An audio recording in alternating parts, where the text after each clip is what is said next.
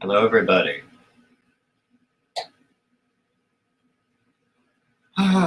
Okay. It is Sunday, December 18th. Sunday before Christmas. It's a week before Christmas, now that I think of it.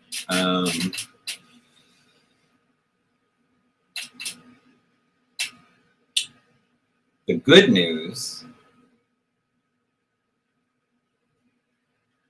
the way I paused because the way I presented that, it almost sounds like there's bad news. There's really no bad news. The good news is, so it's Sunday morning. Remember, historically, I like to be starting a new page every Saturday morning. And for a month or two now, I've been a few days behind. I've been starting new pages on like Monday or Tuesday. I'm starting my new page today, which means I'm only one day behind. I really caught up this week, which is great. Mostly because I got a lot of other stuff I was trying to do at the same time, like off my plate, and I could focus just on day job and comic. So yes, only one day behind now, and hopefully, I'm looking at my plan here.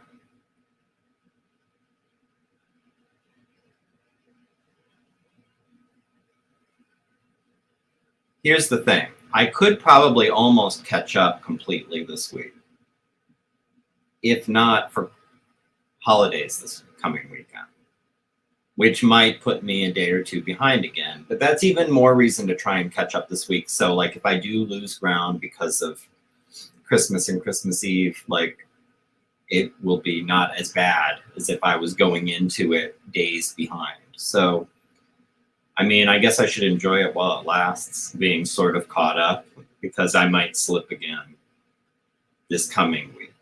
But then after that, I should be pretty home free. Not only will I be, as I've been saying for a few weeks now, once I get out of December, the really difficult drawing should be more or less behind me. There'll be a couple little things, coming up that are going to be difficult, but not like this stretch that I'm coming out of right now. And there won't be any weird competing things for my schedule, like Christmas, like figuring out a holiday card, like all this other stuff that just kind of you got to make time for, and therefore you're taking time out of comic stuff. And then and I'll be home free in that I'm really closing in on the end. And it's funny, like when I look at my little plan, my little thumbnails and page layouts, when I look at the page I'm working on, it's going to start today versus like what's left, it doesn't look like much. Until, again, you do the math of each one of these pages is a week of work. I mean, so like looking at it, it's like, oh, there's only like a handful. Like I'm practically done, sort of. But drawing is slow, and even what doesn't look like much is still like 2.5 months of work or something. So, but it will feel like I'm getting close because I'll be drawing stuff that feels very like we're winding this comic up. Like we're going in for a landing. Because right now I'm drawing, what I'm coming out of, the difficult drawing is what is probably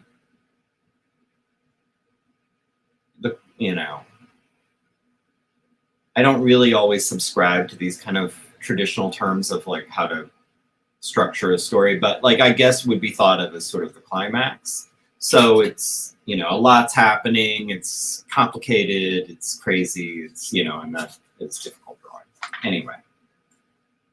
So today I will be starting page 45. And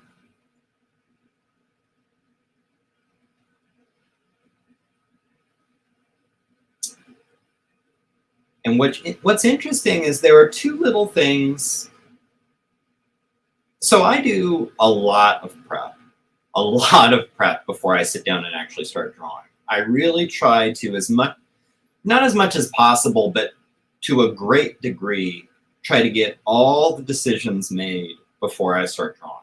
All the thinking is done. Now it's just drawing. It's looking at like, what am I drawing today? Okay, and then drawing it. Like I've tried to like minimize any of my creative responsibility when I'm in the middle of drawing, because drawing's a lot of work. That said, I don't think I've ever done a D versus M where there aren't at least a few changes midstream. Never major. I never do like a huge narrative change or like a huge plot change. But like, you know, I'll be looking at a page I had thought about and decide like, that's not really going to work. And I'll like do different panels that get me to the same place, but it's a different thing than what I had in mind. Or I might change some dialogue to get a conversation to flow better, or I might add some or remove some or whatever. There's like a lot of kind of my last chance to edit as I'm drawing it. And the reason I can do that first is because I'm able to actually see what this thing is going to look like. And that sometimes reveals issues where it's like, oh, well, I didn't, like, this could be better somehow. But also, you know, it's slowing you down. And this is something I've talked a lot about with the drawing of a comic. You're experiencing this kind of, people are going to read this comic in whatever, 15 minutes, 20 minutes, I don't know. But like, maybe if that, like if they're kind of skim readers, like it might be even shorter. But I'm experiencing it in mega slow motion. Like I'm drawing it for like a year. So every page, think of it as like me kind of slowly walking through each page over the course of a week. When you're going through a story that slowly, I think you have time to actually really like, you know, what might actually be cool is if I tweaked this, or, you know, maybe I should add something here, or man, I guess I don't need this really, and I'll cut it, or whatever. Like, and that's something that you only really get when you're kind of slow walking through the story. Two of those things came up. There haven't been a lot of dramatic changes from my plan so far, but there are two things that came up that I'll have to figure out in the next, not this page, but the next page is where I'll have to make one of these decisions. Like, do I want to make this change? And then in mid-January, I'll be drawing a page where there's another change that I want to work in. That one I know I want to work in. That one is more of a, it's not a continuity thing. What would I say? It's sort of a continuity thing.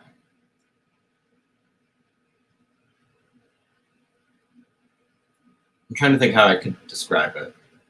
This isn't very spoilery because I'm not getting into details. So basically, I've been talking about how, I think I've mentioned that the scene I've been working on that's kind of complicated is minimally lit. It's a very dark room with an open door with a lit hallway outside. So you're getting light from the doorway. And then there's another character in the room that has a light source. So you have these two like smaller, it's predominantly dark, predominantly like very, very dark, with kind of a lot of rim lighting and like harsh lighting and silhouette and stuff like that, because there's only these two limited light sources in a dark room. Okay. When I was thumbnailing and page planning, I didn't have a clear picture in my head of like how I was going to draw that, which is not atypical. Like sometimes you're writing stuff in the script or you're thumbnailing stuff. It's like, I don't know exactly how to execute this. I'll figure it out on the day. And the solution I ended up going with for how to render that, how to draw that, it's very stark. It's almost, it's almost Sin City-ish. Not really, but it's that kind of like a lot of just black with a lot of like spots of like something really standing out light. Okay.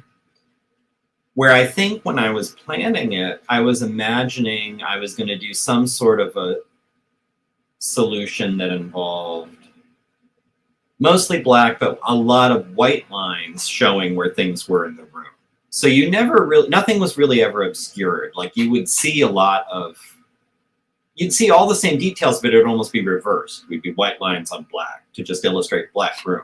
I didn't like how that looked. It looked weird to me. So I ended, it's like, why do I even have these white lines? Like, let's just remove them. And then you'd end up with this impression of a very dark room. And then you reveal little bits where light is hitting someone. And I thought that looks way better. It looks artistically better. And it also communicates to the reader better that this is a very dark room. I'm getting somewhere with this, believe me. So in making that decision that the room is hard to see, there's stuff that I had planned later in the book where characters are looking at this room or whatever. And I imagine you'd be able, like, I would draw that in some way. Well, now the way I've established it, as dark as I've established this room is, you wouldn't see shit. Because, like, I can't change. So, long story short, I need to find a way to squeeze in a panel of a character turning the lights back on in this room, which I think will totally work. And actually is kind of cool because, like, lights go off, shit goes, I just threw my pen across the room. Lights go off, shit goes down, lights go back on, and then you can fully take in, like, everything that happened while the lights were off. I think that's very cool, but I didn't plan for that. So now I got to kind of like, well, where can I squeeze in a panel where someone's turning the lights back on?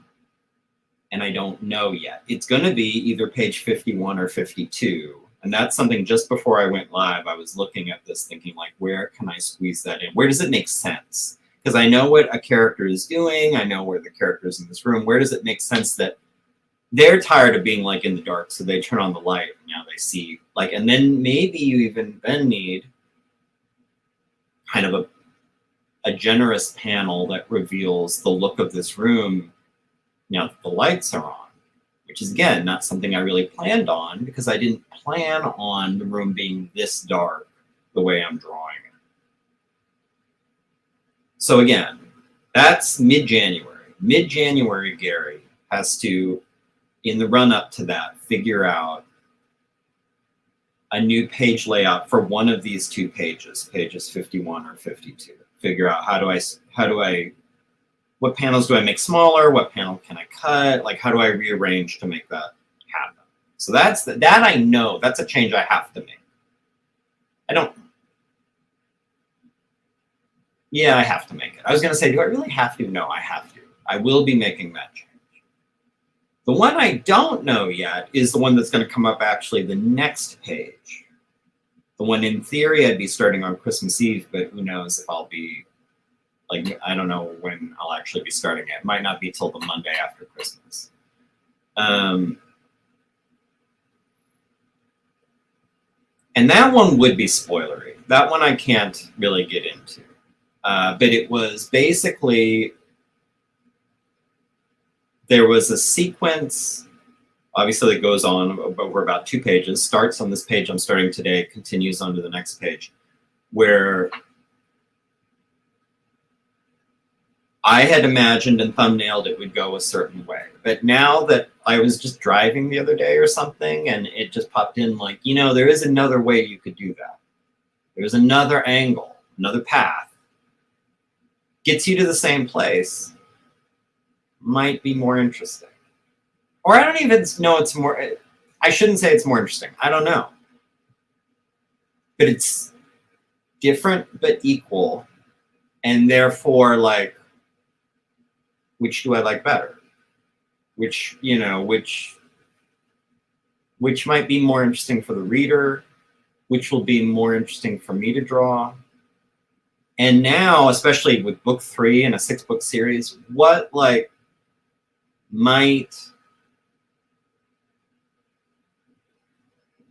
weave better into like where I'm going with it and the whole thing. And I don't know yet, but that's what I'll be thinking about when I'm drawing this page this week. It's like, what do I want to do? Because this page is really going to be unaffected by however I decide to handle the next page. Like I can go ahead and do the same thing I had planned. But next page, I'll need to know, like, so am I changing this? Or, and it's, again, not a meaningful change. I'm going to try and come up with like an analogy.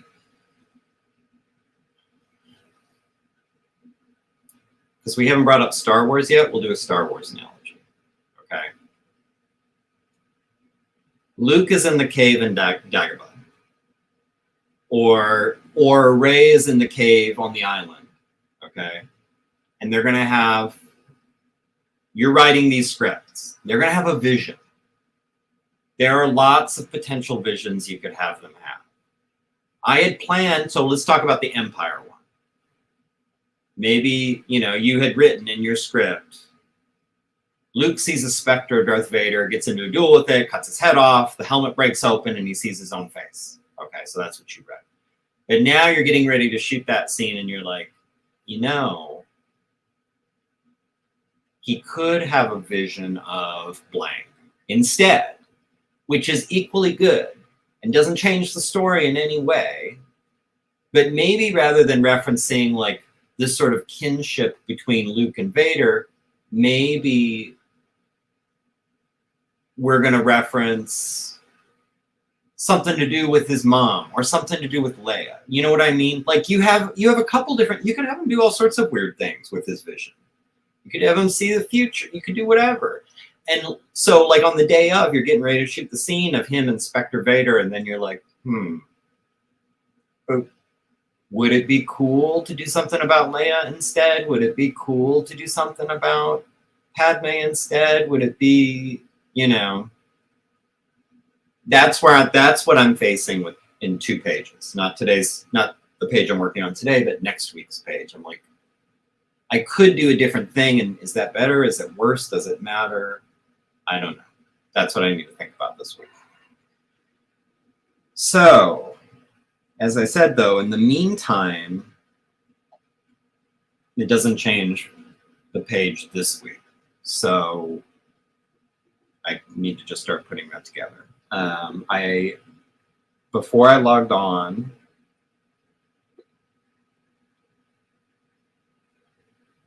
I set up my panels, but that's all I've done. So I need to look at, for a couple of these panels, there's some reference images I need that I have. I have all my reference. That's another thing I do before I even start drawing. I get all my reference material in a series of folders in a D versus M 1979 folder on my desktop. And there's everything. I'll read you just for a glimpse some of the catter. You can see what I do here. Okay, where is it? D versus M 1979. Once you go into the D versus M 1979 folder, you are met with other folders, such as 1979 docs. That would be all the scripts and the revisions. 1979 trailer. It's my plan for the trailer once I'm ready to announce a release date. I'll be cutting together. I've got some music for it. I'll be cutting together like scenes from the comic. It'll be like full-fledged trailers. So like, but I had that plan again months and months ago. I know exactly like, and I have the music for it, and I have like a cheat sheet where like at this time in the music, like show an image of this. At this time, show an image of this. Like it's all, and it's been killing me because it's like I would love to just cut it together now, but some of it I can't because I haven't drawn the pages yet that I'll be pulling frames from. So there will be a trailer.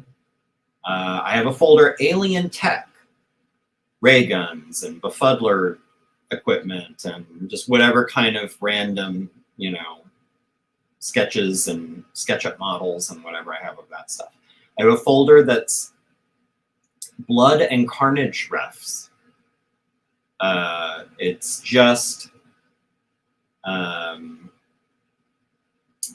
images of splatters and arterial spray on walls and chunks of meat and just like anything I might need. Like if I want to try and, you know, draw something gory, like where are all my references in one place? It's mostly blood smears and blood spatters and pooled liquid, just like images after image after image after image. So I can always, like, if I need to come up with something, I have a library of gore to kind of go through to use as a reference. I have a clothing and hair folder because it's 1979. So kind of ties are people wearing, what kind of clothes, what are their hairstyles like, what are their glasses like, all that kind of stuff.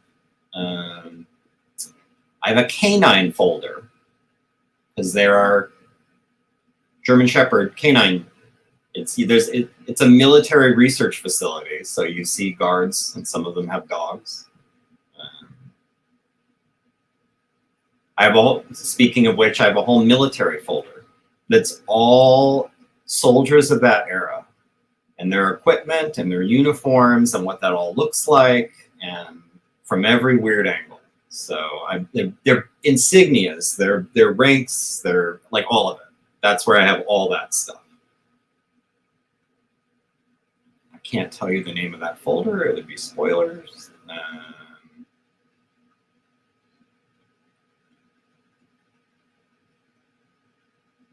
There's one of the characters, the main character, Dr. Wagner, who we saw last week.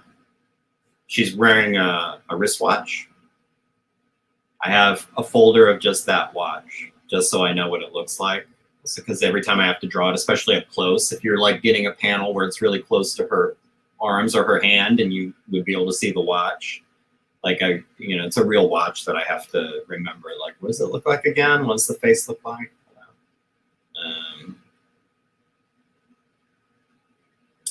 This probably could be in the gore folder, but I'll leave it separate. I have a folder that is split lip reference. Someone in the comic is gonna take a knock to the face and get like a split upper lip, and I wanted it to look awful and real.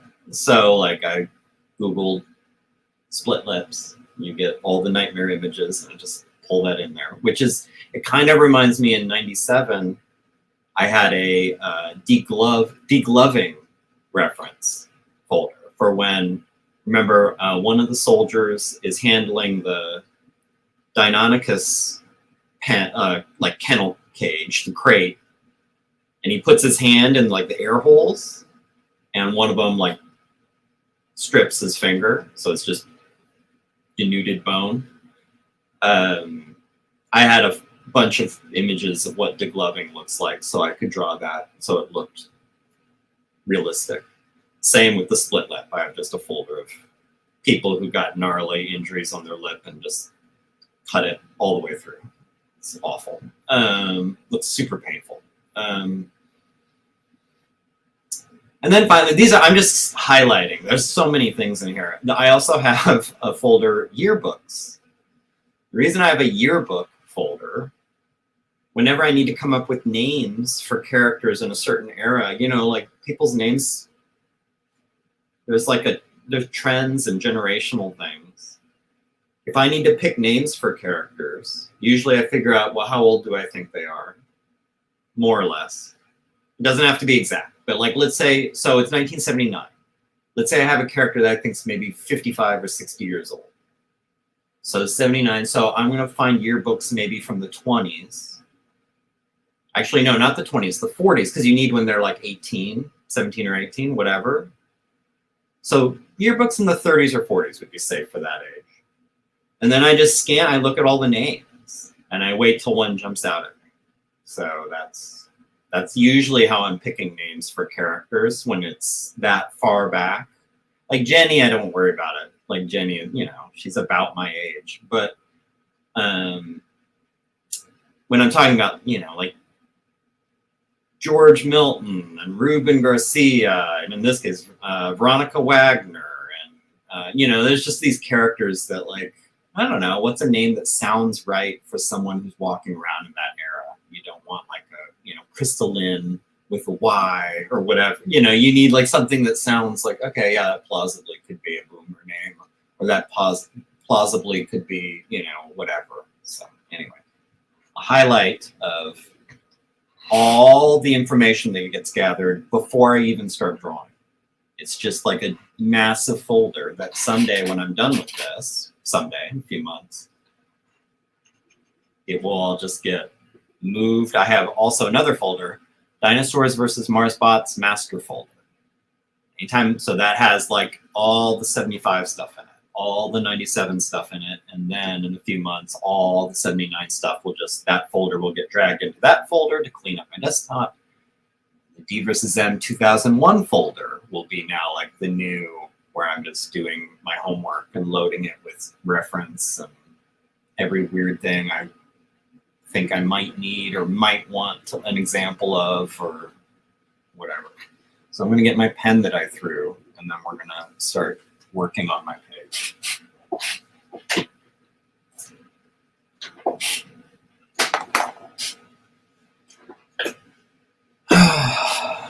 Okay.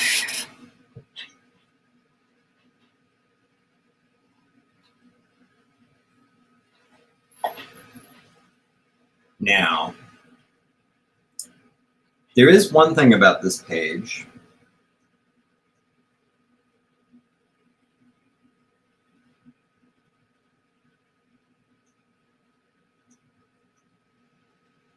I gave myself some flexibility with panel sizes. So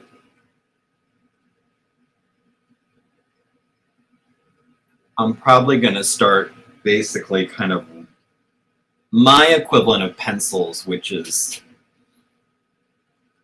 not as tight as other people. If I was working traditionally, like I don't even like calling it my pencil stage because I've done traditional and that would be a whole different ballgame. Digitally, my pencils, for lack of a better term, are, I think, what other people would describe as like thumbnails. Like it's very, like there's a person here, and there's a person here, and I think the door is right here, and like it's loose, rough, because digitally, generally, like not generally, pretty much all the time, my pencil and ink, again, digitally, it's weird to use these terms, but you know what I mean. My pencil and ink phase are basically identical. Like it's the same process. I just am like, basically I start putting down lines and refining them as I go and making them the way I want them to look. So it's all the same pass. There's never like, oh, I did all my pencils. Now I'll go back and do all, that's not a thing. I don't even know why you would do that digitally. Like it just seems like it wastes time. Like you need a rough roadmap for me. I don't want to tell anybody else how to do their business, and they wouldn't listen to me anyway because it probably works for them. But for me, I just need a very rough, like where are these people going to be in the panel? Good enough. Now let's just do final art because it's digital. I can undo, I can change, I can, tweak. Like I can get it where I need it to go. I don't know why I would do it any other way. Traditionally, makes perfect sense. I would probably spend a lot of time doing pencils and then, because it's kind of the inverse. Like the more work you put into your pencils traditionally, the easier you're making life for yourself when you go to ink. Because like all the big decisions have been made. Like now you're just kind of, it's more of an execution thing. Pencils is where like, if you get the pencils dialed in, you're home free. Again, the way I look at it. Digital, it's like, it's a whole different, the ink is where all the work is happening. Okay, reference images.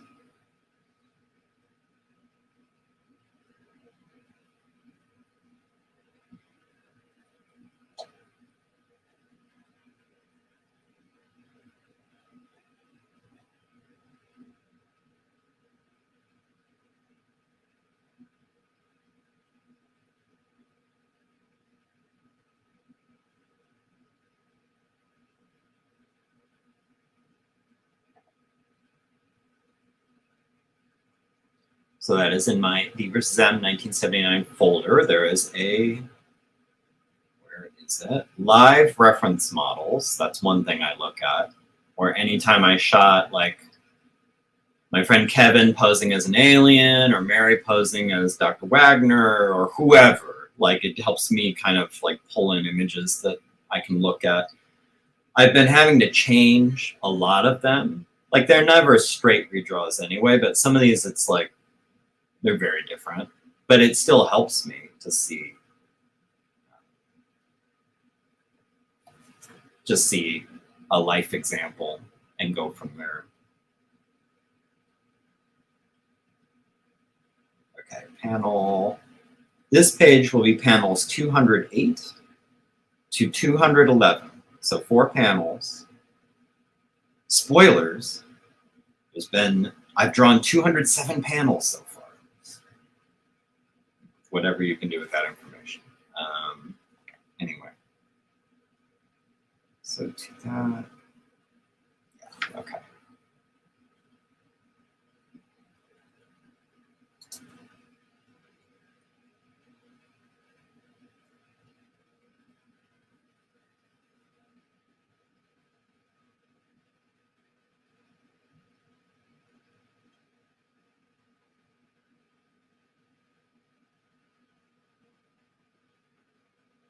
Now I am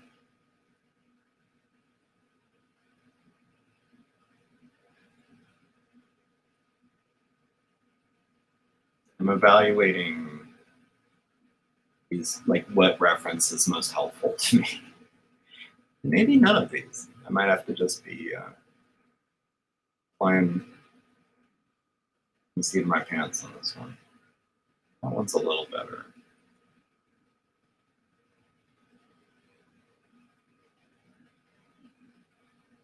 I think that one, that one. Sort of helpful. They're hand references.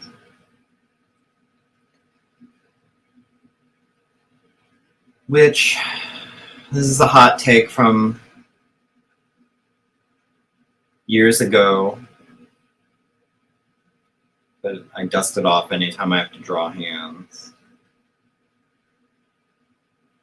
You hear people talk all the time about how hands are hard to draw. And I have to admit, I never quite understood that. Because, like, I understand it in a completely robot way, where it's like, yes, it's a complicated shape. We see them all the time, so we know when they look wrong. There's a lot of weird, positioning that can happen. They're strangely flexible, so it's tricky. I get it. I get it. In a very, like I said, like a dumb robot way. On the other hand, you have, odds are, there's some exceptions, but odds are you have 2 excellent references at your disposal at any time to get exactly what you want to see and look at it while you're drawing. Like to me, that is nowhere near the hardest thing to draw. The hardest things to draw are the things that you don't have ready reference of. So like, if you ask me like, what's harder to draw, some hands or a horse galloping? A horse galloping. Some hands or a walrus. Like a walrus. Like if you're asking me just to draw from like, if you put me in a room with a pencil and say, you have to draw a thing now, and you say like, draw some hands, no problem. I got a cheat sheet right here. Like that's, but if you're saying like, okay, now draw me like a comparison between an alligator and a crocodile. Fuck if I know. Like that's, so I don't know. I don't understand when people like hands are hard. How? Why? I don't, feet are hard. Okay. Drawing Jupiter is hard. Drawing a perfect circle is hard. Like hands aren't hard. No. I don't know. Anyway.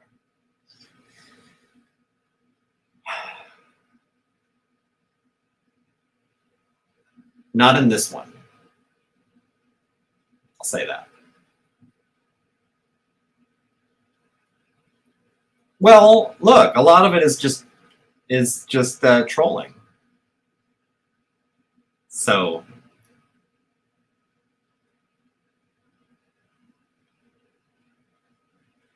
yes, maybe a walrus isn't the most challenging thing to draw. How about the underside of a horseshoe crab? There. The point is, if you can see what something looks like, you should be able to draw it. Like, this is just life drawing 101. Like, even though in some ways life drawing is, like, I love life drawing classes, okay? In some ways, it's challenging, if just because we know what people look like, so if you draw someone wrong, like, it just, we can very quickly realize, like, that looks weird. But in other ways, life drawing is the easiest class because it's sort of like still life. Like, it's just like, here's a vase and some fruit, draw it. Like, I'm looking at it. Like, if you can't look at something and draw it right, I don't know what you're doing, man. Like, to me, that's like remedial drawing.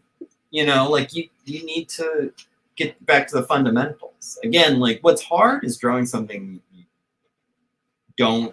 you can't look at, and now you're relying completely on just your memory of this thing. Like, that's hard. Yeah, I mean, I was actually thinking of him when I was saying that. It's like, it's kind of why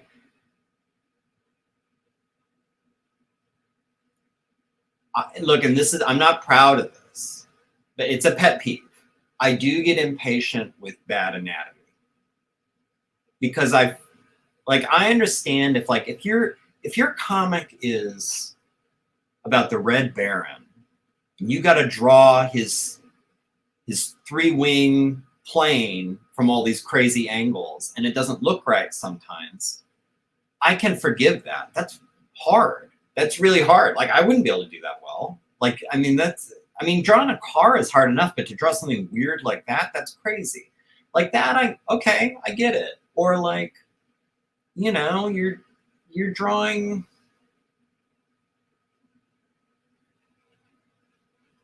I'm trying to think of other good examples of something that's like, yeah, that's very hard. Like, some perspective stuff can be really hard.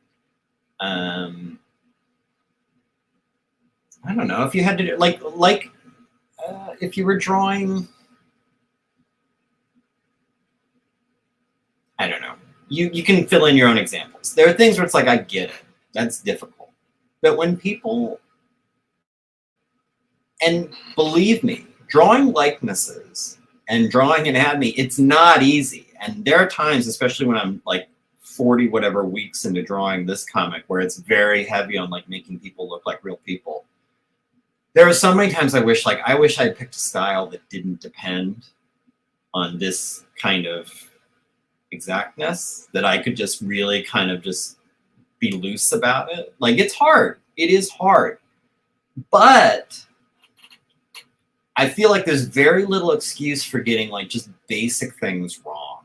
Like, that hand doesn't look right, that foot doesn't look right, that bodies don't move and bend that way. Like, you have all the reference in the world when it comes to people. There are so many resources available to you. You can get those little art dolls. You can look at your own self. You can take selfies. There are so many sites. If you can't actually go to a life drawing class and practice that way, there are so many sites that are for people, like it's giving model references, where you can pay, you know, like some of our subscription, I'm trying to remember one. There's one that was like, I think, I don't know how you pronounce it. I want to say it's like Croquis Cafe or something like that. It was CROQUIS. It's a minimal subscription fee. It's something like $20 a year or something like that. And they have a whole selection of art models, like male and female, all body types, whole photo sets of them. It's like, basically, it's the next best thing to taking a life drawing class. And there's so much available to at least get your anatomy passable. And that's what I think about when like we're talking about Rob Liefeld. Now, I know he has his fans out there, and I know there's people who like really hate him. I'm very agnostic on him, okay? And in his defense, he was a fucking baby when he started. He was so young. Like, I don't think, you know, that's too young to really... Some people are better than him at that age, but a lot of people are worse. Most people are worse. And I think it's too young to get this mentality of mastery, like wanting to push yourself and do as the best you can, and seeing, like, I don't think I was at that stage when I was that age. And most artists aren't. Most artists just think whatever they draw is pretty cool at that age. And I'm sure he thought what he was drawing was pretty cool. And a lot of people responded to it. But there is some age where it's like, okay, this is garbage and you're just not pushing yourself anymore. I'm sorry. But I don't have, again, I honestly do not have a strong opinion on Rob. If anything, I think I expressed it, I forgot where I expressed it once, but my attitude is more like he won the lottery, and I would never begrudge him that. Like, that's awesome and good for him, you know? And I would never say, and I want to be very clear here, I would never say he doesn't deserve blank. Like, that's ridiculous. Whatever he got, he deserved. That's fine. I don't care. What annoys me sometimes about him, not even him, but like the example of him, is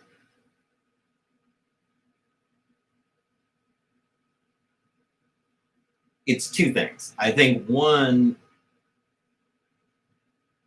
it's always frustrating for me, no matter what we're talking about, comics, music, graphic design, illustration, and any of it, when someone succeeds, when there are people who are twice as good who just never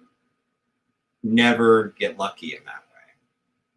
It's not Rob's fault, you know, like that. He should absolutely, if he gets opportunities, he should take them.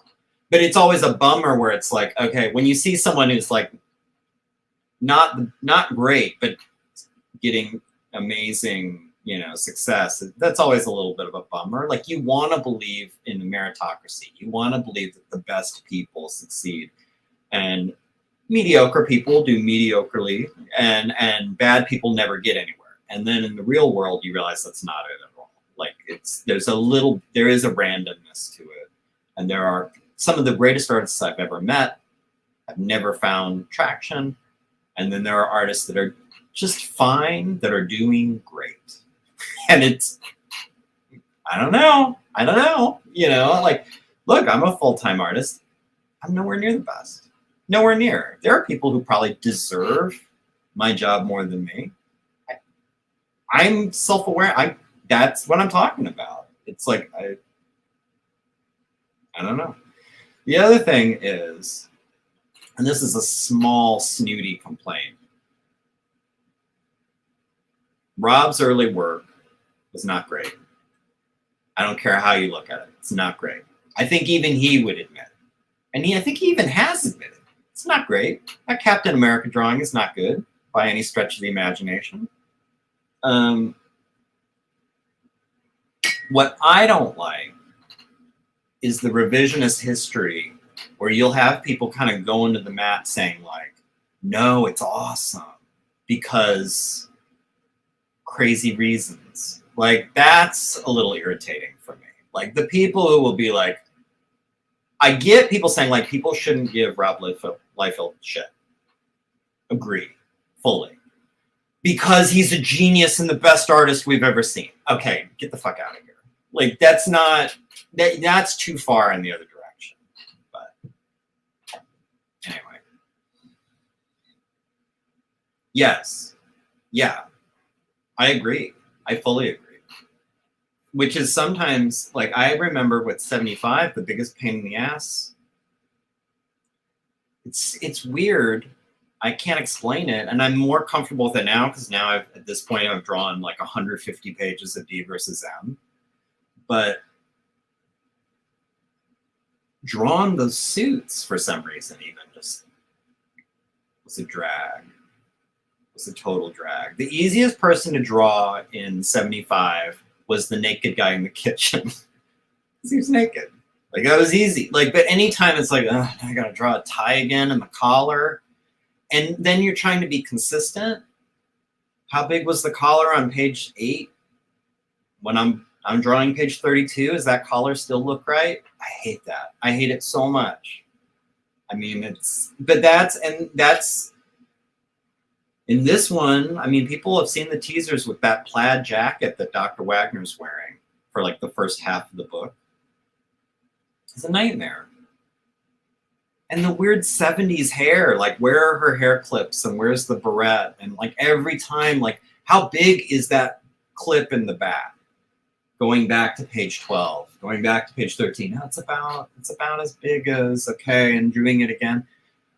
Such a drag. It's such a drag.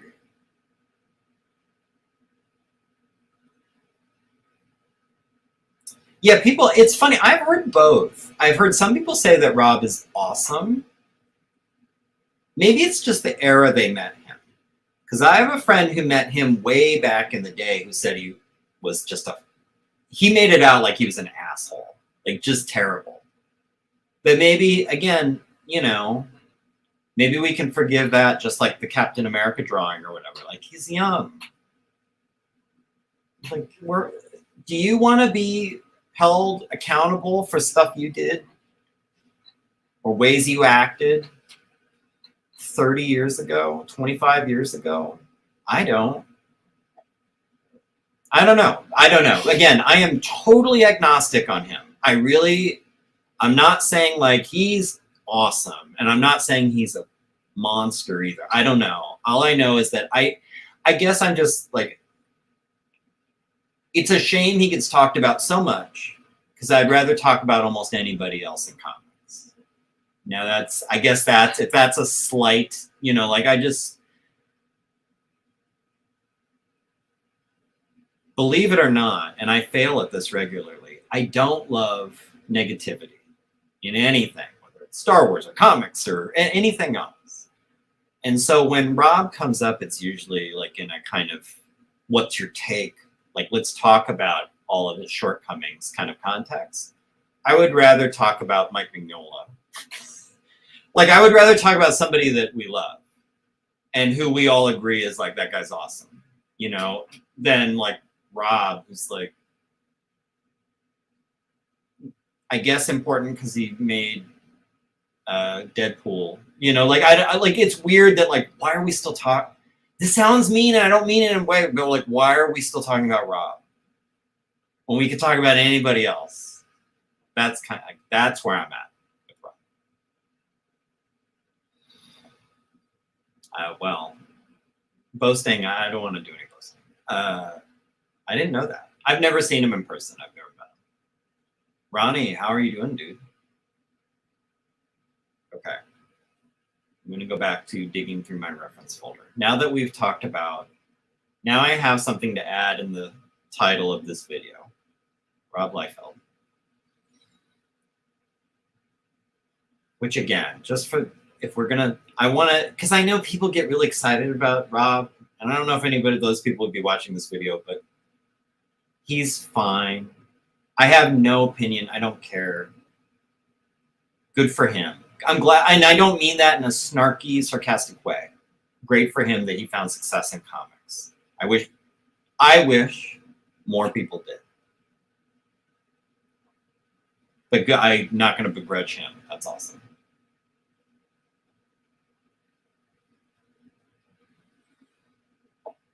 Let's see here. Okay. go back to pulling references. I want to look at these hands. What else do I have in my bag of tricks?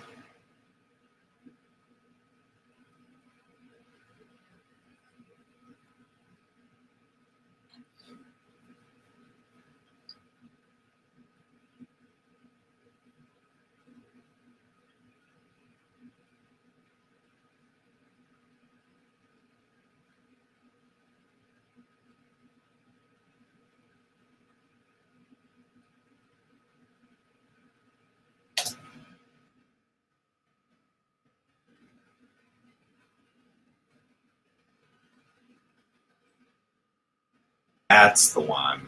That's the one right there. Now that one I'm excited about. Where the other ones I felt like weren't very helpful to me, but sure, I'll use them just as something to look at. This one I do really like.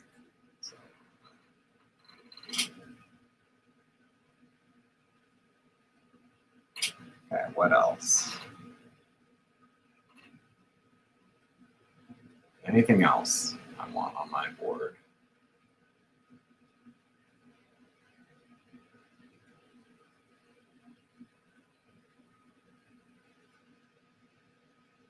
That might be enough.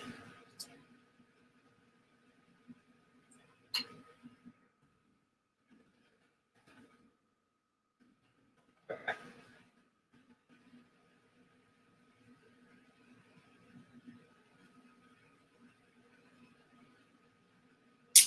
Now where?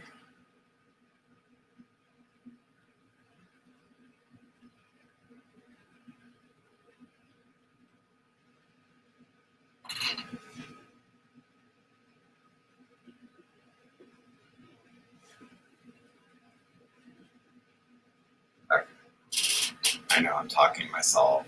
This is not great video, but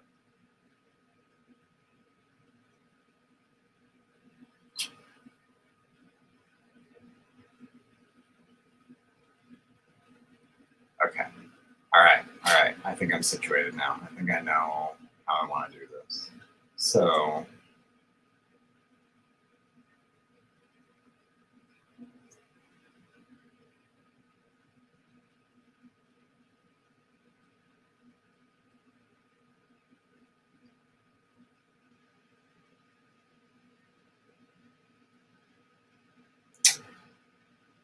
I have a still life over here that I've been using a lot that I can't show you yet.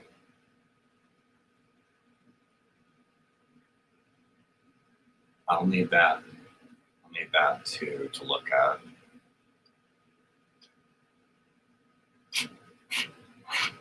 Okay. All right. I think I got this. I think I have a plan of attack anyway. One thing I do, I favor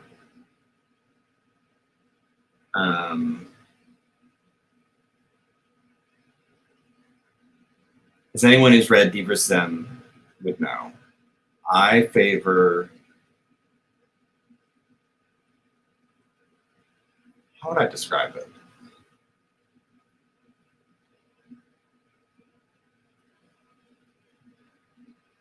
When it comes to panels and page planning, nothing fancy. I'm interested in just sort of being clean and getting the job done. It's not, and it's not from a lack of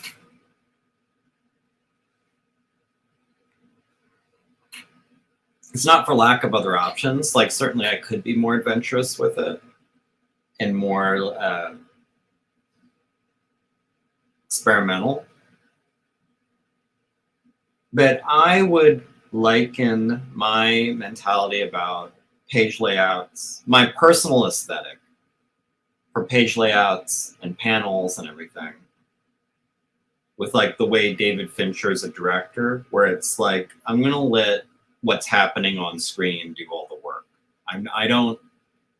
David Fincher doesn't do like crazy hand cam and like for this one scene we're gonna blow out everything. or we're gonna, like it's very like almost clinical, just like, let's just watch this thing. And everything that's happening, there is some artistic statement in that. There is some aesthetic in that, a sensibility, and like, this is how to show something to the audience. But it really is getting out of the way of whatever's happening in front of the camera. And I have a similar attitude when it comes to maybe comic presentation in general, but certainly D versus M, which is like, I'm not interested in doing like weird asymmetrical panels, or a lot of like panels overlapping panels, or like, it's like, it's just like, no.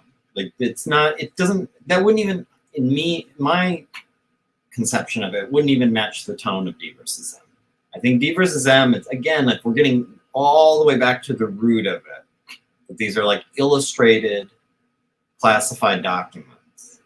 Like, it should be very almost like reporting, like almost like security footage. Not really, but you know what I mean? Like, it should almost just be like, this is what happened per this report on page whatever,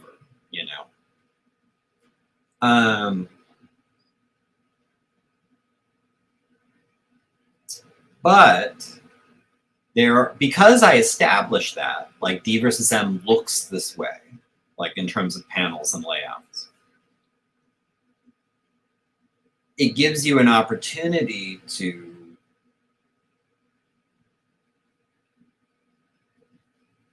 make an impact by going outside that framework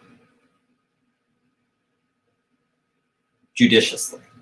So for example, in 75, when Reuben is gassed, the befuddler gas, like, I wanted to kind of illustrate, first of all, you're seeing a lot of the world through his eyes, but I wanted to also illustrate like how every reality and which way is up is all breaking down in his brain. And I thought that would be fun to reflect in the actual presentation of the story. So like, the panels, which are normally just like thin, straight, clean lines, start to get a little wavy and weird, and they start to get messy. And like, on one page, the page number is upside down, and rather than on a white background, like white pages with panels on them, like the background is now turning black and it's getting like stained looking. Like, it's like, now this would be a good time to kind of step outside the norm I've established to show, to increase the drama of this moment. So that would be like David Fincher, even though he doesn't do this. Once in a while, like, okay, for this little sequence, we're going to do like a hand shaky cam, just to kind of show that, like, and the reason it might be a little more effective than in a movie that's all that is it wasn't all that. Like, it normally was fine, and then all of a sudden you're like, it's disorienting. This page I'm setting up right now has an opportunity like that, where would I want to screw with the presentation a little bit just to enhance this sequence? And I feel like yes, but I don't know. And then the next is like, so how? Like, so how would I want to do that? And that I'm not totally sure yet.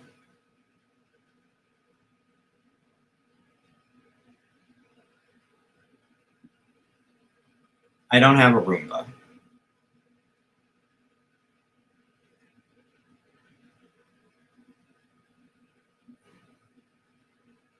I don't think I could have a Roomba. I don't know. Besides, they're really expensive, aren't they? I thought I looked at them once and they were way more expensive than I would have guessed.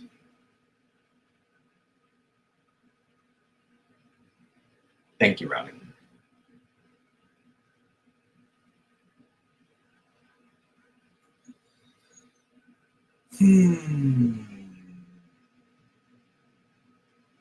Okay.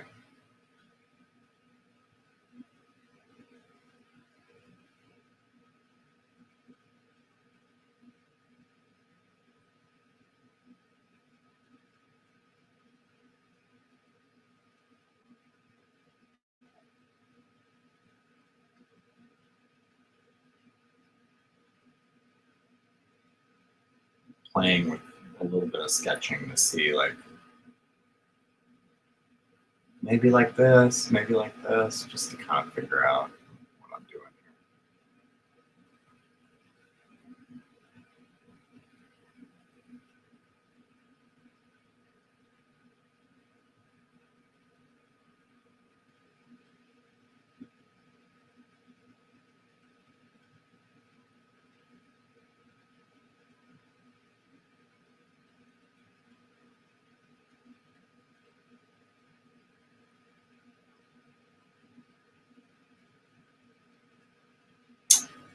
I like, yeah.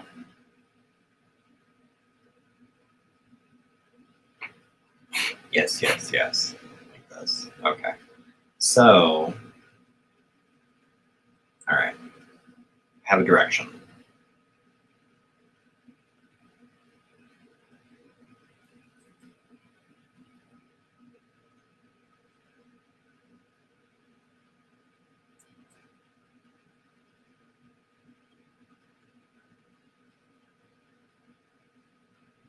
This is only the second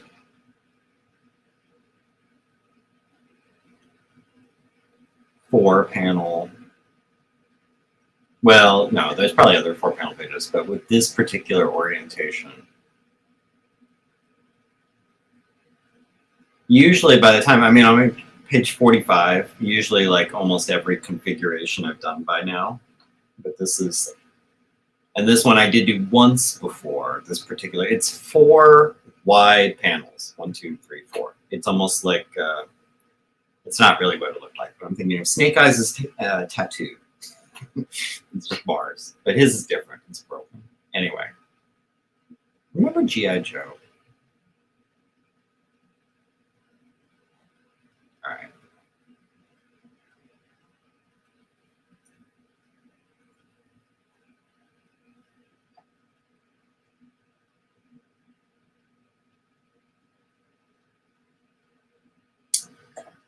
Other updates.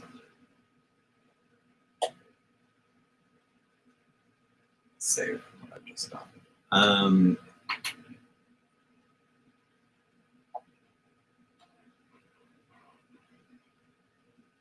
So tomorrow, I will be appearing on the Making Comics podcast. It's something I recorded last week or the week before. It's their Christmas episode. I'll be talking about, we recorded 2 back-to-back. So I'm kind of like, which is the first one, which is the second? But we'll be talking about our week, like that week, like what we were working on. And I'll be talking about just struggling with this sequence of pages. If you are a regular watcher of the live stream, some of it will be familiar. But if you don't watch every single live stream, then why would you? It would be a glimpse into one particularly rough patch of road when I was drawing, where I was just getting really discouraged and frustrated and talking about that. So that, and then we're going to talk about Christmas stuff. We're not going to redo what we did last year, where it was all like favorite Christmas movie of all time, favorite Christmas song of all time, like favorite Christmas memory, like all that, because that's all done and that hasn't really changed. But there'll be a little bit of like minor updating, like on just, it'll be like sort of a mini Christmas episode, but mostly just a normal episode talking about our weeks. That's tomorrow, Making Comics podcast. Wednesday, don't worry, Squatch. It's not going to interfere with drawing. Wednesday will be a top 5 episode with Jim Lujan. We've been busy and like just kind of kicking the can on it, where we have a couple planned, but it's just a matter of like coordinating schedules and is it a good week or not? Is it a good time or not? But we're definitely doing Wednesday night. We're doing a new episode of Top 5 with special returning guest, Chris Ward. I'm very excited about. Chris had a great suggestion, especially for like a Christmas top 5. He said, you know, what do you do on Christmas? You all get together with the family and you play a board game. So why don't we do top 5 board games? So that's what we're going to be doing Wednesday. Top 5 board games. I love board games. I'm very excited to talk about my favorite board games. There won't be any big surprises. I'm not like one of these. Look, and I'm not dissing them. I feel like I could very easily fall into this scene, but like the ones that do all the weird, elaborate European board games, like I would love to play them all. I just don't have time. I'm usually drawing. But so like all my picks, they're very recognizable. But I'm excited to talk about them, and I'm excited to hear Jim and Chris's favorite board games. So Wednesday night, top 5 board games of all time. Our personal favorites, not the best, our favorites. Bring your own, show up in the chat, talk about the board games you like, talk about whether something is or isn't a board game. Is Operation a board game? I don't know. Good question. Operation is not on my top 5 list. I don't think. It might be, but it's a contender. Could be a runner-up. I don't know. I like Operation. Operation's fun. Whatever. But anyway, that will happen. And then in terms of the next live stream, it's not going to happen this weekend because it's Christmas Eve Saturday, Christmas Day Sunday. I'll either take a week off from live streaming or maybe do it Monday, because I believe I have that Monday off after Christmas. I'll have to check. If I have that Monday off, I will probably do a live stream Monday. If I don't, then we're probably just going to skip, and I will see you New Year's weekend. Because New Year's, I'll be honest, I've never given a shit about New Year's. I like Christmas. New Year's always felt like a chore to me. Like, well, I gotta go somewhere now. We're gonna go to some hipster bar. What? Like, stupid. I don't know. I'm sorry. I guess I grew up in a who cares about New Year's family. It never was a big deal. And I'm ashamed to admit there have been just too many times in my life, usually when I was in a relationship with someone who did care about New Year's, where it was like, okay, what are we doing? How much does it cost? How far do we have to walk?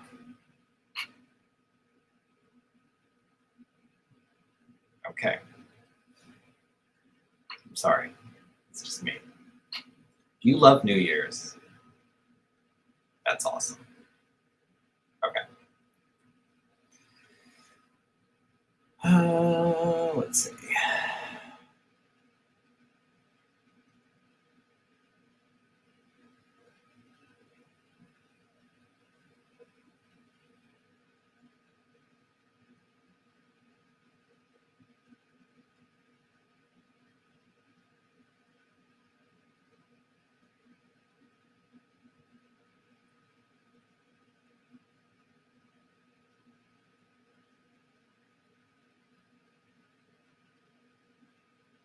Okay, and I like this.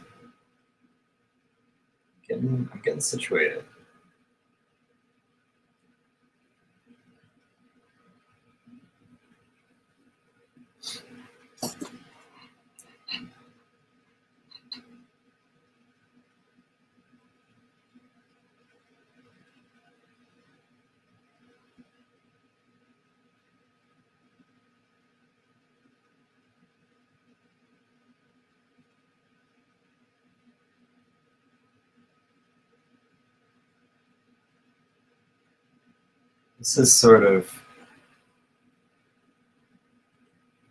This is, you know, it's funny. I just had this talk about, my pencils are super sloppy and loose.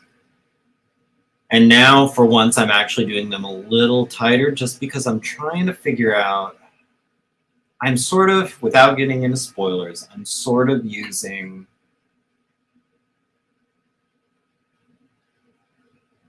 elements in the panel to enhance the panel, like to kind of help frame it better. Not better, I mean, it's already fine, but to sort of play into like, it's this shape and this kind of, you know, accentuates it. And that's like, I'm kind of like maybe the finger a little more like that. Like I'm trying to.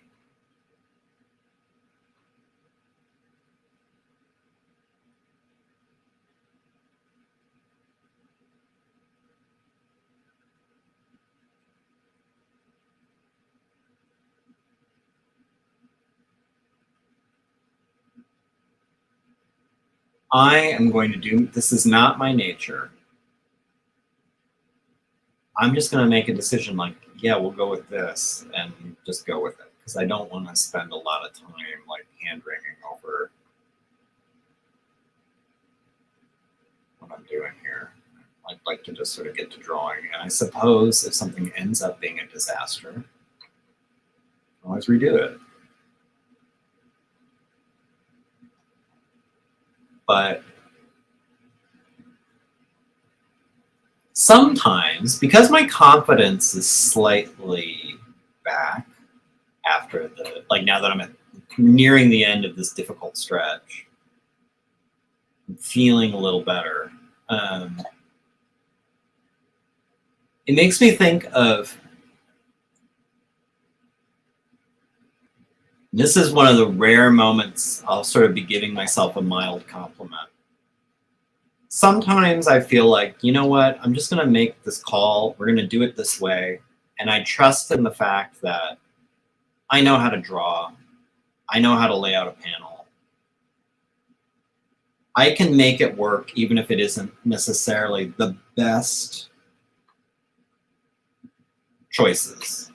Like I can make it seem better than it is, you know, because I know how to draw. And it's a similar, I was watching a video once with, if you Google it, it's really interesting. It was a round table of Ricky Gervais, Jerry Seinfeld, Chris Rock, and Louis C.K. And they're just talking about comedian stuff, being a comedian. And it's really interesting to get like, and I love that stuff because I really genuinely feel that all creatives are sort of, whether you're a comedian or a musician or an artist or whatever you're doing, there's a lot in common and there's a relatability where you like, even if you've never done that thing, it's similar to something you have. Like, it's like, oh, that's kind of how I think about, oh, that's sort of how I think about. So I love to see other creatives, even if I don't know anything about how they do their thing, talk about how they do their thing. So it was a great video. You can find it if you just Google those 4 names or search for it on YouTube. But anyway, it's like a 45-minute video. Louis C.K. was talking about how sometimes he'll cut jokes from his act that work, that get a laugh, but he'll cut them because he realizes that he doesn't think they're really that good and he doesn't really like believe in them, but they're getting a laugh just because he knows how to tell a joke. But because he's not like into it and he's not feeling like it's not necessarily a great joke, like he'll cut it. And like that was something that's sort of what I'm talking about with this, where it's like I sort of understand where it's like sometimes I'll make a call like this is how I'm going to approach this panel. And as I'm drawing it, I might realize like there's a better way to do this. But I can make this work. Like I can kind of camouflage that there were better ways. Like I can do enough to this where it seems cool, even though I know like it wasn't the best choice, but I can make it work because I know how to draw and I know how to maybe sell something. That's sort of what it's like, you know what, let's just go with it and I'll make it work.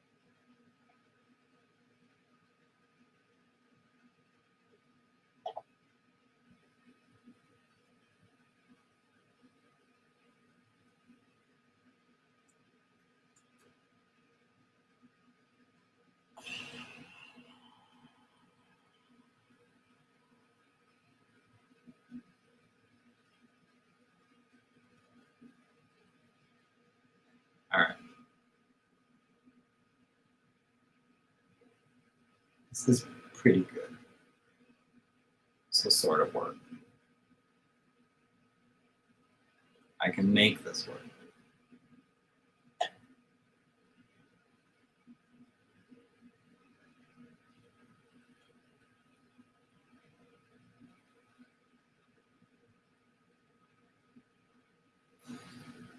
Now, I actually need to consult another thing. I need to consult one of my resource albums.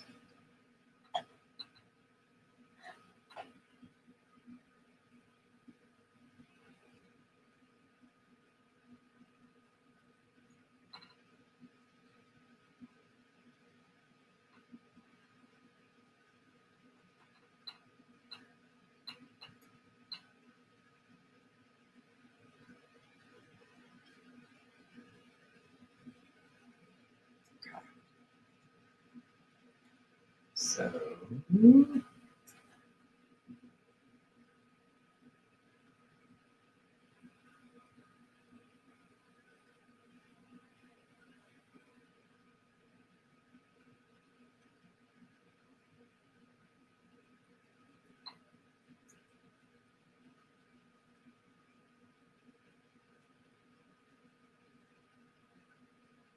now I need to consult the previous page for a continuity question. Where was something?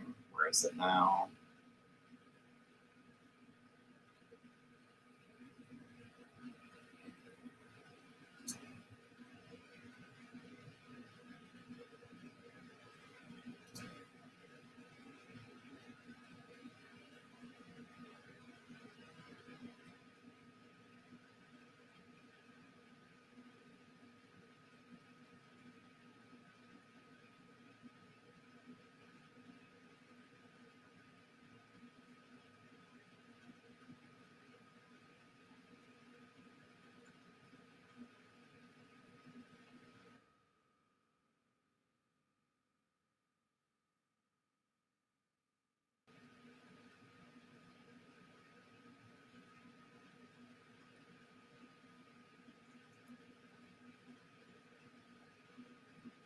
Yes.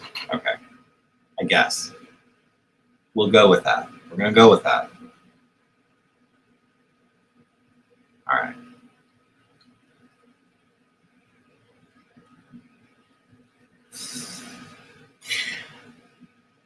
Always working, Paul.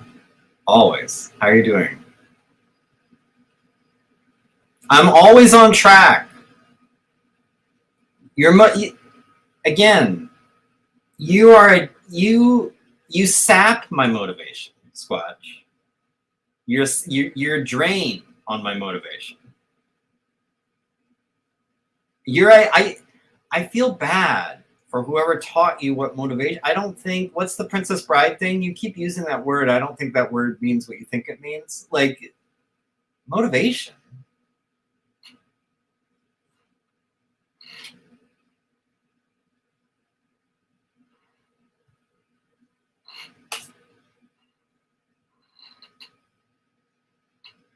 One thing I do remember we talked about in the podcast, I won't spoil my answer, but I suggested a category for the holiday podcast, which was share a Christmas tradition that has nothing to do with the holidays.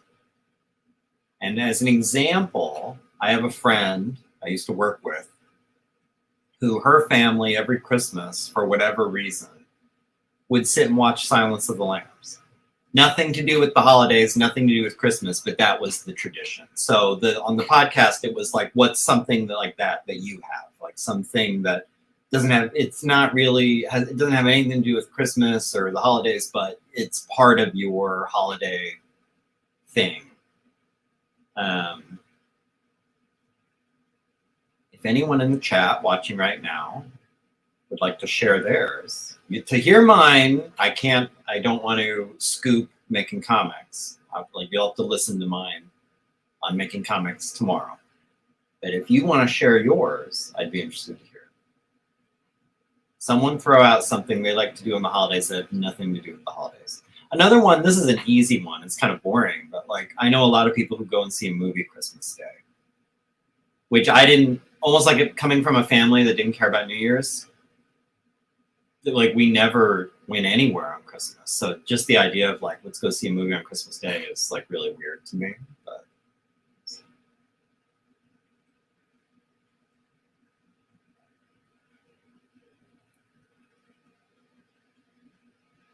I'm kind of reaching a point where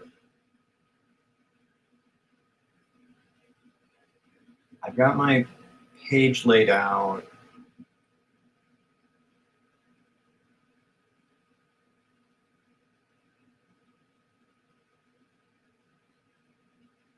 I know what I'm doing now. I've made some decisions. I can start doing lines. And there's no good way to do that while also live streaming. So I will probably, it's almost an hour and a half. I'll probably wrap it up pretty soon. Just so I can do this. I also have to do, there's some, I gotta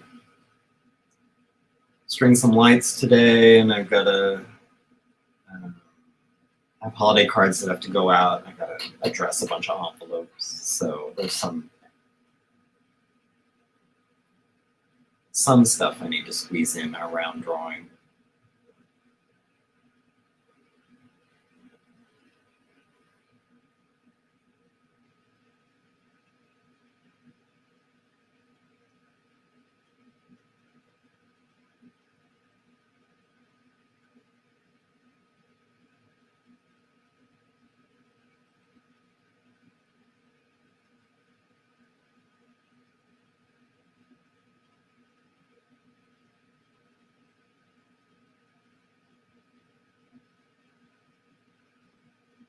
Okay.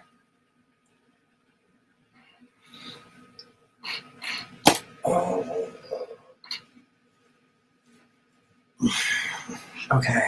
Well, I think that's it. I need to pull my still life over here so I can see it, and I can't let you see it. And then I need to do some drawing. If I'm drawing, I can't really watch the chat or anything. So yeah, let's see. Okay, good. Personal tradition is to watch an NBA game on Christmas Day. Now I like spending time with my wife and family. Otherwise, not a fan of Christmas in the first place. Okay, well, NBA game, that would count. Not really a holiday thing, but it's part of the tradition. So I like Christmas. I have to admit, I don't love the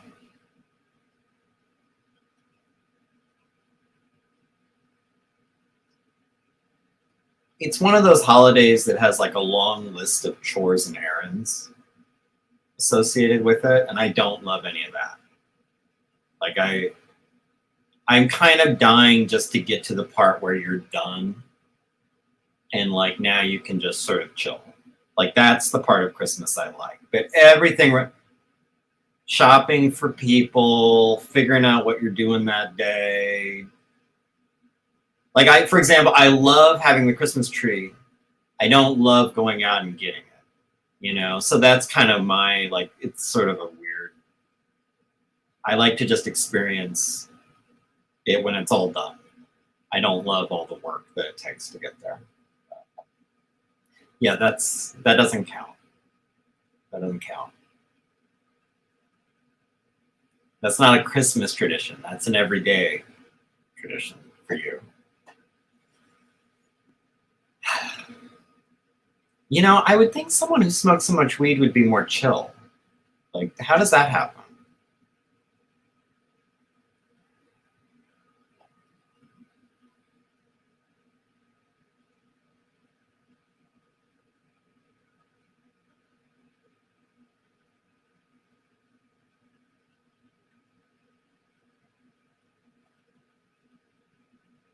Okay.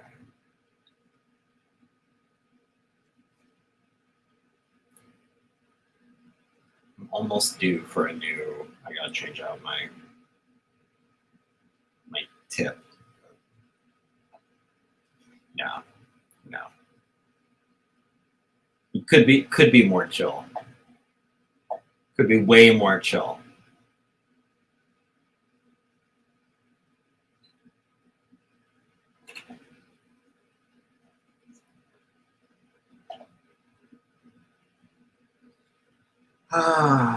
This is another. This is why I hate this room so much. I'm thinking about where is the light? Where is the light? Where is it hitting?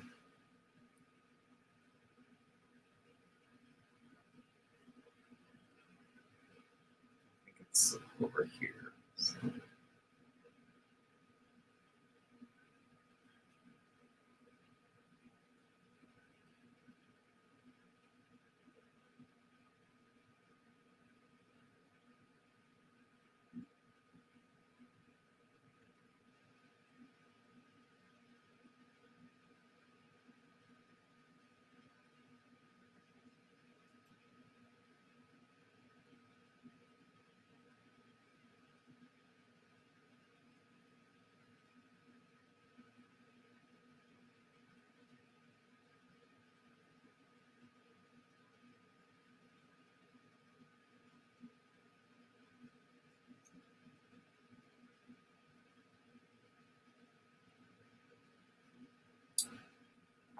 I can't look at the chat for a second because I'm laying some lines in here just while I have a clear picture in my head.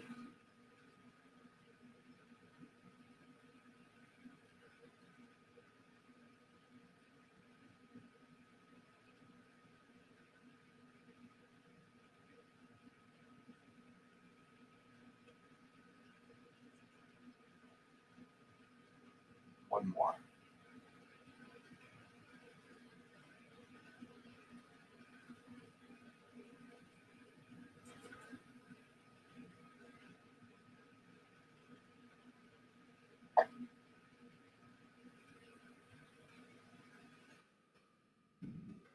Undo, undo, undo.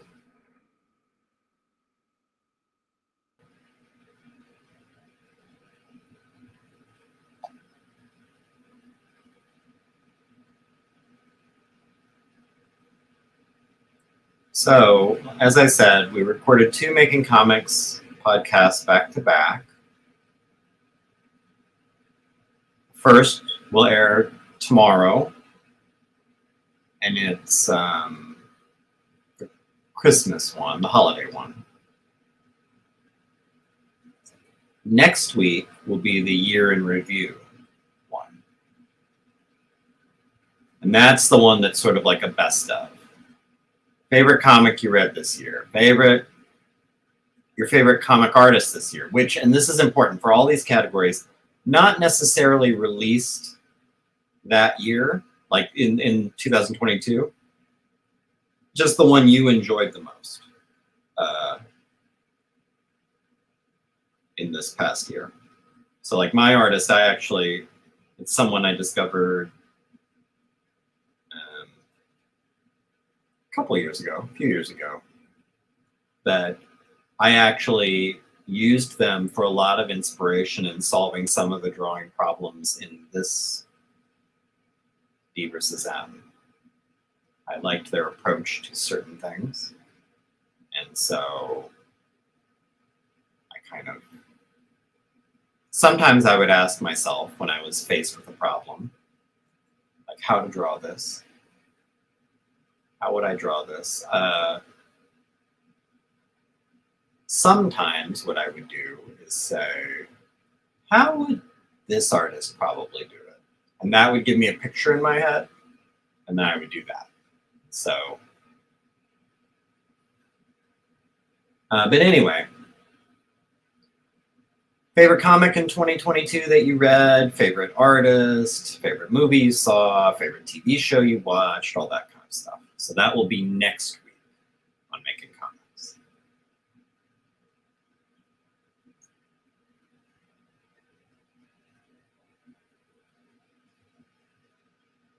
And I had a lot of fun recording them.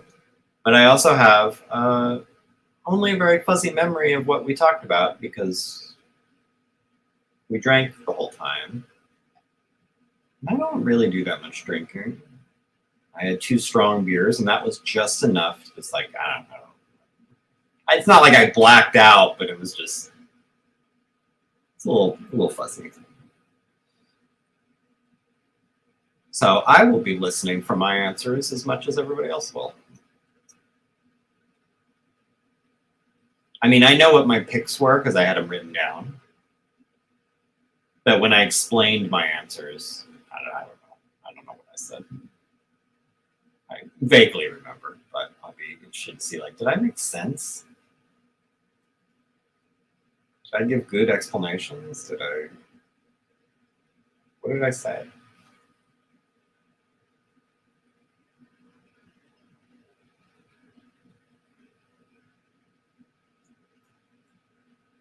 Squatch won't believe this because he thinks I'm Mr. Hollywood, but people who know me, like really know me, will know this is the case. I can't tell you how outside of my comfort zone interviews and podcasts and appearances is. Like it's different with like Jim for top 5 because, you know, Jim's a pal and we talk a lot outside of the internet, you know, so it's like that's pretty easy. But like when it comes to appearing on a podcast, going on the Artcasters, going on Crimson Owl, you know, like well, Crimson Owl, not so much because I do talk to those guys a lot outside of it as well. But like a lot of that kind of stuff, especially with someone that I don't really talk to, and now it's like we're live streaming or something, it stresses me out, man. I'm not saying like, and that's just me. It's nothing to do with them, or I don't want anyone who might be watching this and be like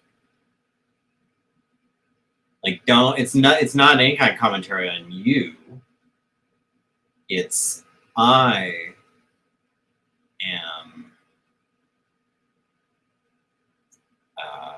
I experience a lot of social anxiety. I don't find it totally natural and relaxed. I mean, that's something I really wish.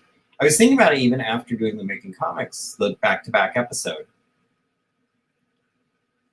I wish it could just be like easy.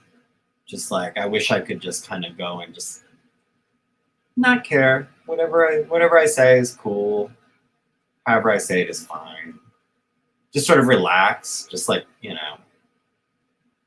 And I don't know. It's just not, that's not me, I guess.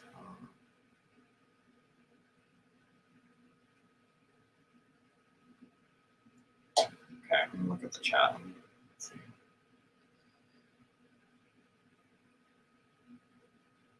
No, because it wouldn't survive. It's just clay. It's non-drying clay. So it wouldn't make it. In fact, like, I'm done with it for this book.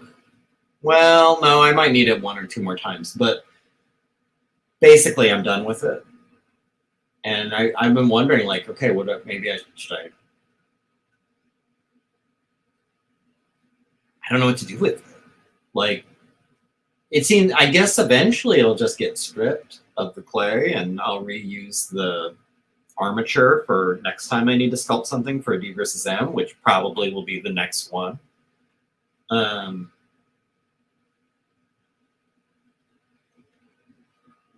no.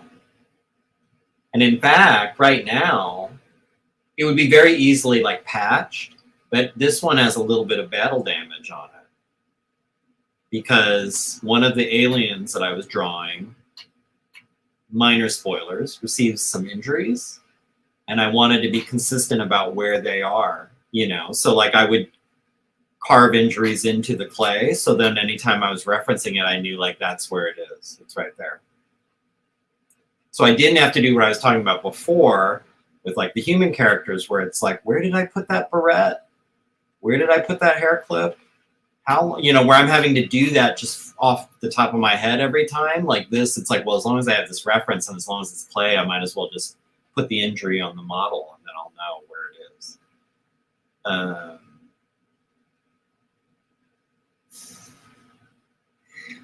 You're up there, Paul. I am a big fan of Detective Perez. I want to know what's going on with number 3. Wow.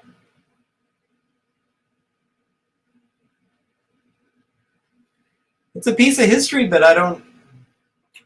It's like it's clay. Like if you went this to like it would. You're. I mean, it's like what am I supposed to do with it? I don't know. I guess I could do something like that, but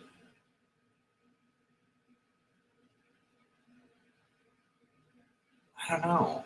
But then, of course, like now the armatures, I can't reuse the armature, which not like it was super expensive. It was $20, you know. It's and I will need it again. I know I'm gonna have to sculpt at least one thing for the next. I don't have to. This is the first time I've done this, but for the next one, there's a similar thing where it's like I'm gonna be drawing this thing a lot, and I want to be able to see it from a lot of weirdo angles, and I don't know how to get a better physical reference of it. So maybe I need to just make my own. Like I'll probably want this armature back. So I don't know. I don't know what I'm going to do with it. But right now it's just sitting right here on my printer. Like, but I've wondered, like, so what happens to it? Someday, I mean, it's destined someday just to probably be just stripped. I just don't know when. It might just come to, it might just last until I decide, okay, now I need to sculpt the thing for the next D versus M. And I need the armature back. So I don't know.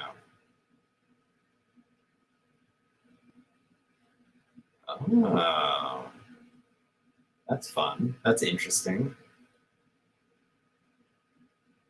I'm dying to see, well, first of all, I'm dying to switch back to writing mode because after drawing now, working on page 45 of a comic with pages to come, I'm done drawing for a little while. Like it's like, okay, like I need a break. And the idea of writing sounds like a nice change of pace. I'm really dying to see how the next one comes together. Like I always, every time I have an idea of how hard or easy it will be to write, and every time I'm wrong. Sometimes it's easier than I thought. Sometimes it's way harder than I thought. Like, and this is because I've had that experience. Now I know, like, I have a very clear idea of what the story is for the next one, and basically, like, these are the major beats. This is this is gonna happen. Then this is gonna happen. Then this is gonna happen, and then the end. But all the writing isn't in your landmarks. It's in how you're getting from landmark to landmark, and that's where you don't know. You know, in my experience, at least me, I don't know how that's going to go until I'm doing it. Sometimes it's easy, just all comes together. You have a script that you want to almost call a final draft in a few weeks. And other times, like 97, if you remember those making of videos, I think it was months of messing with that script to get it right. Just fighting me every step of the way. 79 was somewhere in between. It wasn't as easy as 75. It wasn't as hard as 97. It changed. This is something I'll talk more about like once it's out and I'm doing more like making of stuff and especially doing the character analysis of Veronica. 79 was, I initially imagined, going to be the shortest of all the D versus M's. It was going to be this little, like almost like a normal comic length maybe. Just like 20 pages or something. And as I started writing it, I was like, I could write a short version of this story. And for this story, it would be fine. But it isn't just this story. It is the last part of part 1 and the last comic before we get into big part 2 of the final 3. I mean, it has to, like I'm telling a larger story here, and to serve the larger story, I need to add stuff to this. It can't just be this little tiny vignette. It needs to actually have a little more going on in it. So then when I implemented that kind of stuff, where it's like, well, why don't we do this and this and this? Then it ballooned where it's almost as long as 97. Like it's in the 50s. The page count's in the 50s. Which that was not the plan. But again, it's an example. You get to writing and then you realize like that doesn't work.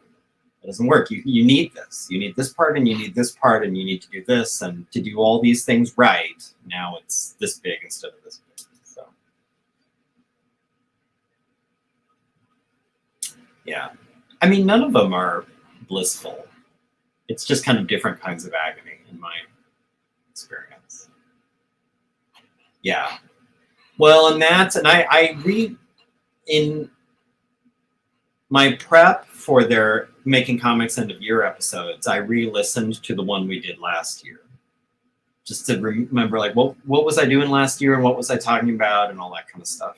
And I'm talking about the fact that while when I start drawing, the schedule is pretty predictable. Like, I'm pretty good about page a week. Even if I might be a day behind or a day ahead or whatever, like, it's pretty much page a week. So I can usually reasonably calculate. Once I start drawing, I can pretty much tell you when I'll be done drawing. Like, I can give you, like, within a week or two, it'll probably be this date. Because I know it's like that predictable. And I can also, with my drawing, just make it happen. It's like, look, it's the kind of Parkinson's law. Like, I have a week to do a page. I'll spend a week doing a page, and like whatever level that gets me to in a week, that's the page. Like, so it's very like, Writing isn't like that for me. I would never set a deadline for writing. If you ask me, how long is it going to take you to get a final draft of D versus M #4? I don't care. You could put a gun to my head. I have no idea. I have no idea, and I'm not gonna commit to anything. It's just when it's right. Could be 2 weeks, could be 3 months. I don't know. Like, and I can't rush that, partly because of this, waiting for inspiration. Sometimes you writing and you need some kind of a solution. You don't know what it is. There's no way to rush that. There's no way to make it happen. Like, you just kind of like, I need to step away from this for a couple days. And eventually something, in my experience, and it's going to happen with you too, it bubbles up. Something happens, like, you're like, you know what? I could do this. And you like it. You like that decision. You feel like that will work. And now you're off again, So, but you can't make that happen. So, long story short, drawing, I can tell you how long it'll take me to draw something. Writing, I don't know. We'll see. I don't know.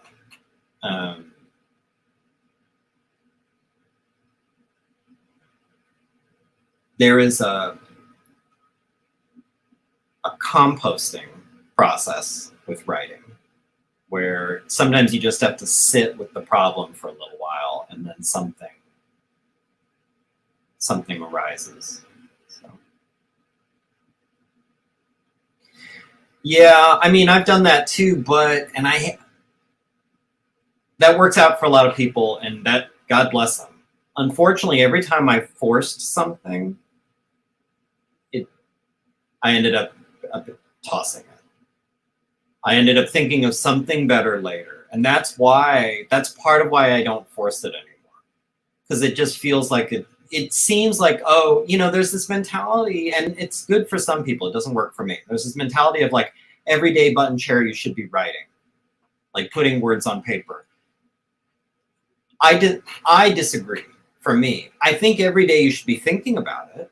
I think every day maybe you should have button chair looking at the screen, but I don't feel a need to like commit to putting X number of words down per page. Because if it's not happening, it's not happening. And in my experience, it's just work I'm going to have to redo. So like, it doesn't help me at all. Like, it just creates, actually, in a way, more work, because now I have to undo this garbage I did because I forced it. Like, I'm not. There is a big thing. This is spoilery, but it's 97, so 97 can be spoiled. I don't think I talked about this in the making of. There was a whole last act change I made with that script where I had to sit with it for a few weeks before something shook loose. And what it was, if you've read 97, okay, so remember, Jenny is being held. If you haven't read 97 yet, check out now. And you don't want spoilers, check out now. But like, if you're fine with 97 spoilers, this is a really good example of what I'm talking about.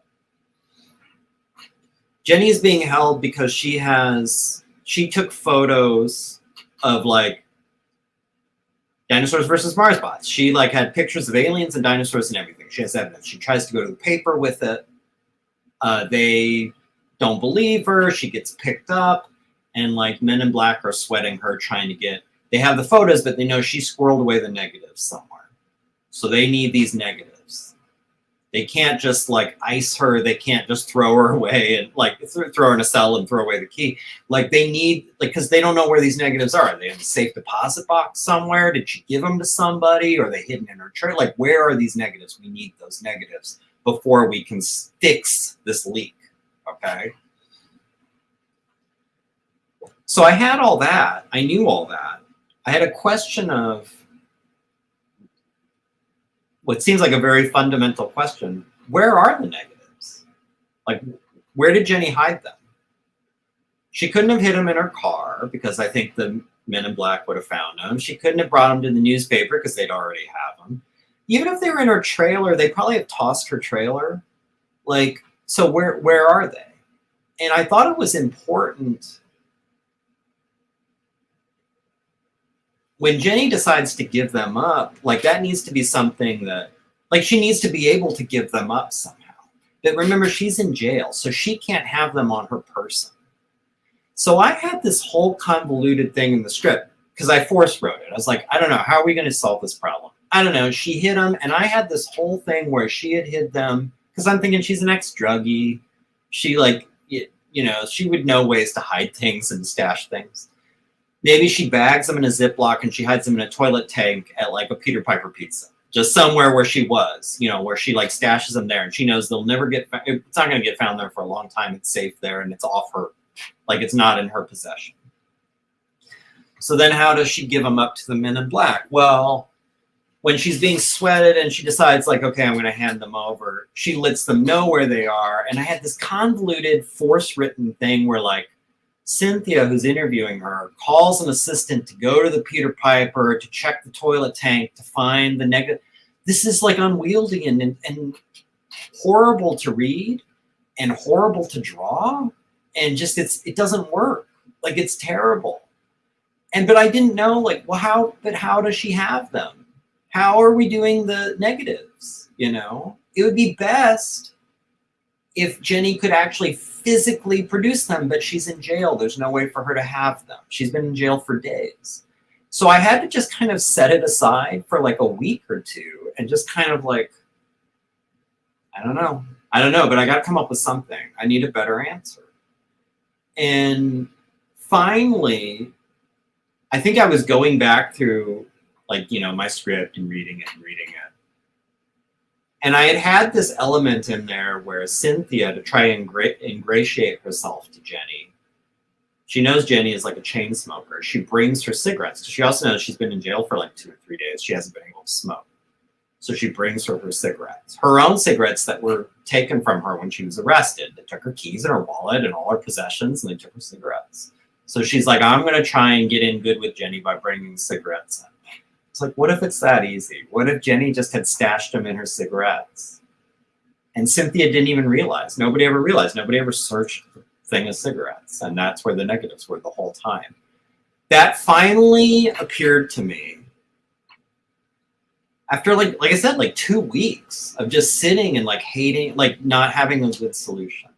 And then I was like, I love it. It's easy. It gets the negatives in the room with them. There's something kind of funny about the fact that Cynthia actually had them the whole time. It gave me an opportunity to draw like a small micro expression when like Cynthia comes in and says like, here, I brought you your cigarettes. And like Jenny sees these and Jenny knows the negatives are in there. So like the little, like she has to do this kind of poker face where she's seeing these cigarettes, you know, but like realizing like, I've been trying to hide these negatives and she just walked the negatives into me. Like, and I even have like a little thing where she's picking up to get a cigarette out, but I feel like she's squeezing a little bit just to see if they're still in there. Like, you know, like, so it's like, this works. This is good. I'm excited about the solution. There was no rushing that. There was no amount of just, no, seriously, write your 500 words a day that was going to get that out. Like I needed just to sit and wait until however creativity works, however ideas work, somehow like it's swirling around in your brain, and then finally it makes something where you're like, oh. And that's what I've talked about in the past, where sometimes when you're frustrated, you just have to trust there is a good idea out there somewhere. You just haven't come up with it yet. And sometimes it's worth just waiting for it. Like knowing, I don't love this idea. This isn't a fun, I've seen this before, whatever the thing is. But if I hold tight and if I'm patient and I just keep turning it over in my head, eventually something will come out that, oh, that is different. Oh, that is fresh. Oh, I do like that. Like, oh, that fits better. Oh, that solves these problems that I have. Like, you just got to kind of just trust it will eventually come and that is your comfort when you're frustrated over days and days of banging your head against the wall, is knowing that something will turn up. There'll be some kind of idea. It hasn't popped in yet, but it will. And then I'll be able to figure this out. So hang in there, Paul. Yeah. Right. Yeah. I know walks help for me. I get them while driving, showering a little bit, walking is usually, my mind like really goes, especially on D versus M when I'm taking walks. Like I really start, like that's where things start popping up. Yeah, I know the feeling. This is why I need a break between each one I do. Like if you've drawn for a year, writing is a break from drawing, but it's not a break from like your creative brain running all the time. That's why like I usually try between each comic. It's not long, because I was talking about this with Jim the other day. I need usually after every comic, like maybe a couple months of just, I can't be drawing, I can't be writing. I need a break. And I need to kind of have normal life, like a little bit. I need to just watch some movies and play some video games and go some places and just kind of relax and get out of that mode. But it's not long, and this is the curse. Paul, you'll know it. Jim knows it. I bet all the guys in this kind of circle know it. Like the guys and girls who are creatives know it. You can take a vacation from it from a month or 2 months or something, but it will transition from where I'm nearing, where it's like, I'm going to go crazy if I do this anymore. Within a month or two, it'll pivot to, I'm going to go crazy if I'm not doing it. You know, and it's kind of weird, but like but that also is like guaranteed. Like I can finish this one and get it out the door and be like, all right, I'm on a D versus M vacation. I'm not working on any D versus M for now.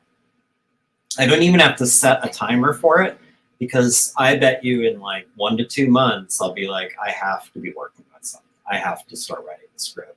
I have to start sketching, or I have to start collecting reference or something, because it's exhausting to be working every day. It's exhausting to not have anything to work on. I don't know. This is the curse, I guess. All right, that's it. Let's see. What is that? We're almost at 2 hours. That's longer than I thought it would be. I'm going to do some more drawing, and then I'm going to take a break to do my holiday stuff, and then I will probably do more drawing tonight. So I hope you all tune in. First of all, to Making Comics tomorrow. Support those guys. I love their show. It's one of my regular weekly podcasts to listen to, even when I'm not on it. And I hope everyone shows up for Top 5 board games Wednesday night, which should be fun. And Gosh, it makes me, just doing my list makes me want to play some of those games. But yeah, yeah. That's the thing. And I think, I don't know, that somehow separates, you know, the people who do this from the people who don't. Is like, there's a thing where you, sticking to it is admirable, work ethic is admirable, like, et cetera, like, not taking away from that. But there is an element, I think we can all be honest, where it's like, it's not as impressive as it seems because it's hard not to do it. Like, I have to have some kind of creative project somewhere in my life. Even if I'm not doing anything with it now, it needs to be like on the horizon, you know? So, and I do start to get, Corey has talked about this a lot too, where when he doesn't have a thing he's working on, he just sort of gets miserable, you know, and his wife knows him well enough to be like, you really should work on something because you're becoming a pill. Yes, thank you for turning up. So anyway, top 5 board games Wednesday, making comics tomorrow. Next live stream, probably a week from tomorrow, probably the Monday after Christmas. Assuming I have it off from my day job. I believe I do. I'm pretty sure I do. So I'll be live streaming that Monday. But not this weekend because of Christmas stuff. Happy holidays to everyone. Merry Christmas, Happy Hanukkah, Happy Kwanzaa, Happy Festivus, whatever the thing is you're doing. And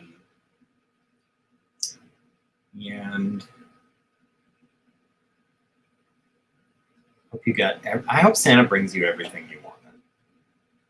I would like him to bring me a finished D vs. M 1979 because I'm tired. It's too long. These comics are too long, man. Okay, anyway. See you next time.